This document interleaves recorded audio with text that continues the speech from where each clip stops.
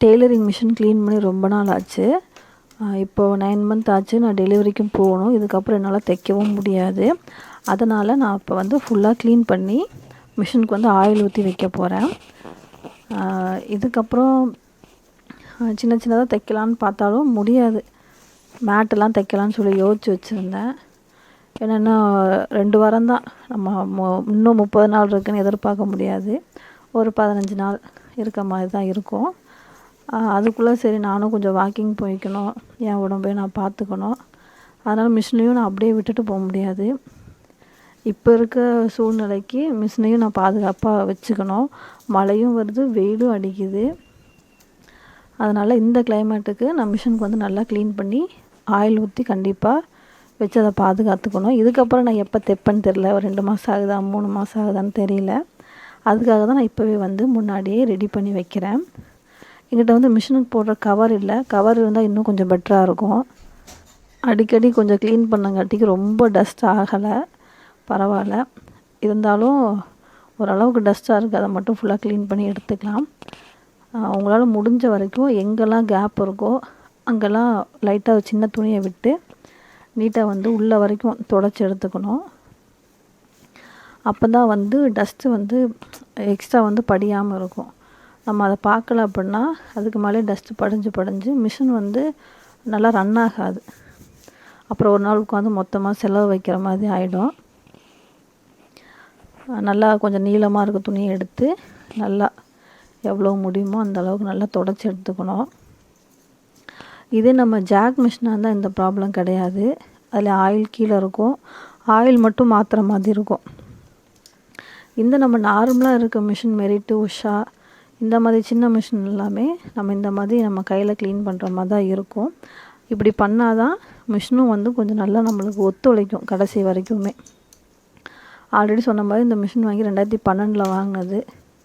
இப்போ எந்த அளவுக்கு யூஸ் ஆகுது பாருங்கள், இத்தனை வருஷமாக.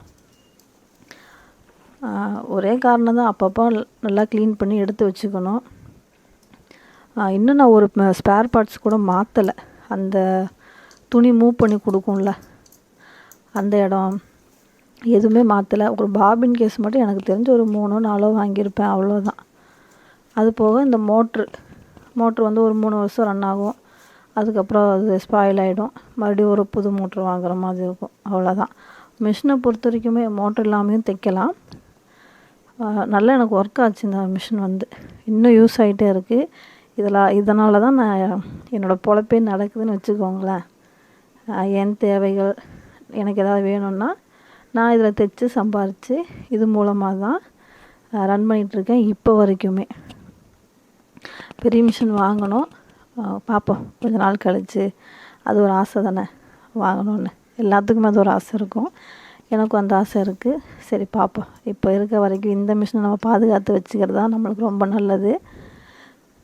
இப்போ வந்து கீழே அடியில் எல்லா பக்கமுமே க்ளீன் பண்ணி ஆயில் விட்டுட்டேன். மேலே வந்து அந்த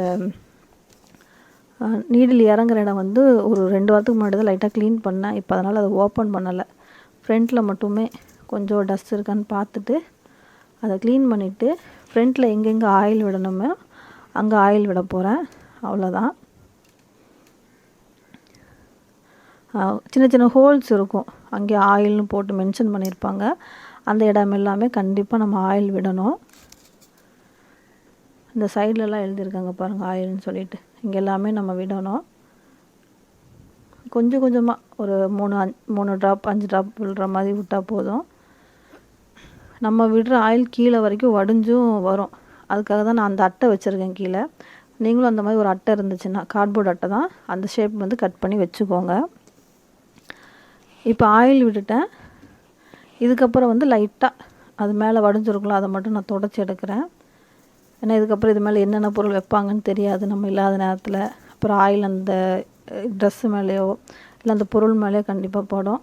அதனால் லைட்டாக வந்து நான் மேலே துடைச்சிக்கிறேன். கவர் இல்லை, கவர் இருந்துச்சுன்னா நல்லா பேக் பண்ணி வச்சுக்கலாம். கவர்னு சொல்கிறது மிஷின் வாங்கும்போதே ஒரு பாக்ஸ் மாதிரி கொடுப்பாங்க இதுக்கு மேலே போடுறதுக்குன்னு சொல்லி. அந்த பாக்ஸ் என்கிட்ட இல்லை, இந்த மிஷினுக்கு வரலை. அதனால் அப்படியே ஓப்பனாக தான் வைக்க போகிறேன். மோட்டரில் எவ்வளோ டஸ்ட்டாக இருக்குது பாருங்களேன். எனக்கு துடைக்க ஒரே ஃபீலிங்ஸாக இருக்குது. நம்ம இனி எப்போ உட்காந்து தைப்போம், இனி எவ்வளோ நாள் ஆகும் அப்படின்னு சொல்லிட்டு. நான் சும்மா இருக்க மாட்டேன், ஏதாவது மேட்டாவது தைச்சிட்டு இருப்பேன் மிஷினில். டைம் பாஸே இந்த மிஷின் தான், வேறு எதுவுமே இல்லை. எனக்கு டிவி கூட பார்க்க மாட்டேன், எல்லாமே இந்த மிஷின் தான்.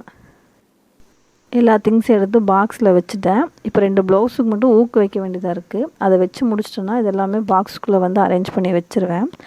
நெக்ஸ்ட்டு வந்து நான் என்ன பண்ண போகிறேன்னா, மிஷினில் வந்து ஒரு சின்ன துணி வந்து வச்சு நீடில் இறக்கி வைக்க போகிறேன். இது எதுக்கு அப்படின்னா, நம்மளுக்கு துணி வரணும் கண்டிப்பாக.